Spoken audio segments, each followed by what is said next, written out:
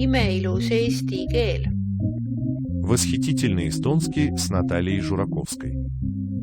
Nimetav. Что значит и как употреблять? Tähendus ja kasutamine. Каждому предмету и качеству человек дал имя. А грамматическую форму с древних времен так и называют «дающее имя».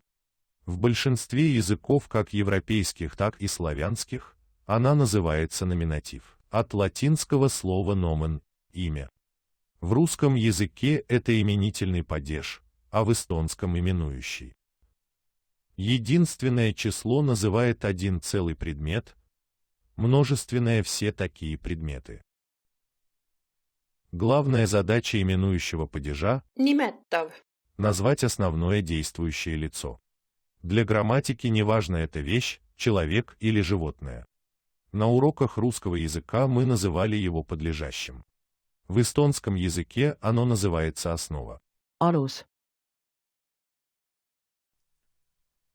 Подлежащее не обязательно стоит первым, но всегда остается главным и отвечает на вопрос «кто?». Laual on avatud raamat. Avatud raamatud on laual ja riiulil. Мы всегда будем пользоваться только вопросом «кто?», чтобы русский язык не мешал пониманию эстонского. Иногда главное действующее лицо неизвестно или неважно. Тогда внимание переключается на предмет, и главным становится не тот, кто делает, а тот, с кем что-то происходит. Такое предложение называется безличным. Если действие распространилось на весь предмет целиком или охватило все предметы, нам нужен Nimetav. Raamat pandi kinni. Raamatut pandi kinni.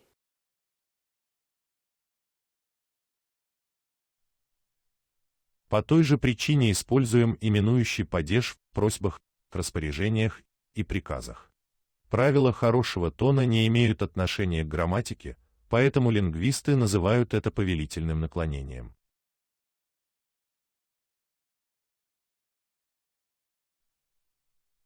В приказе главное предмет, а исполнитель понятен из глагола. Условия те же. Приказ касается предмета целиком или всех предметов одновременно.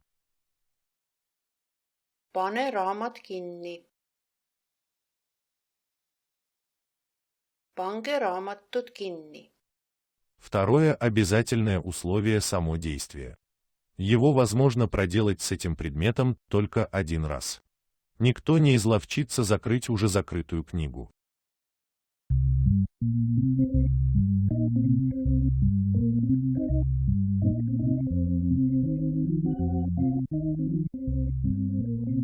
Ehitus käib juba pool aastat. Ehitus lõpetati suveks.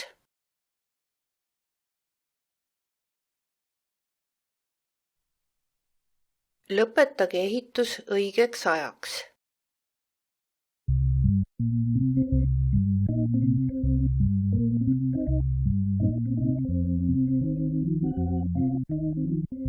See mees on meie naaber. Meie naabrid on meie head sõbrad. Eile naaber opereeriti.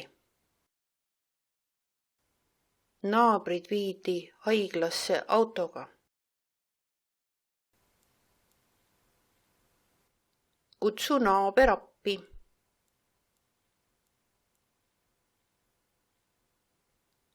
Kutsu naabrid kohvile.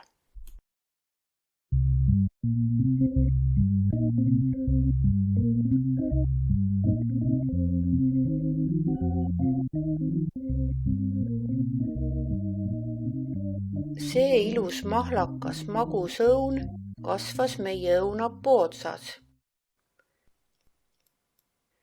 Meie aias kasvavad suured magusad õunad.